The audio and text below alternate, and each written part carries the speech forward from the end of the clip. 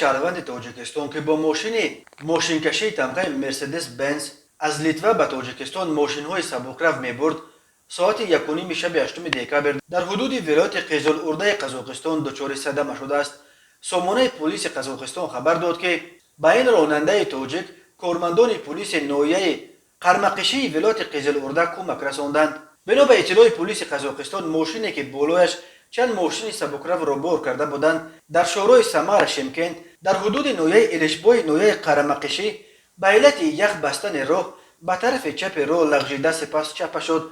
کارمندان پلیس زود به جای حادثه رسیده با یاری کران مخصوص ماشین های چپه شده را بر روی چرخهای خودشان راست کرده سپس باز به ماشین گریدر بار کردند. راننده تاجیک که اسمش آورده نشده است در یک ویدیو به پلیس ناحیه قرمقشی و به مردم و مقامات قزاقستان اظهار سپاس کرد و از جمله نقل کرد که کارمندان پلیس تمام شب در کنار وی برابرش راست ایستاده و هر کمکی را که از دستشان می آمد برایش کردند.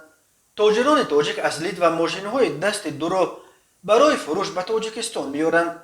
در فصل سرما انتقال ماشین ها مشکل تر می شود چون که رانندگان باید چند هزار کیلومتر را از طریق کشورهای فصل سرمایشان قهرتون به مثل روسیه و قزاقستان عبور کنند.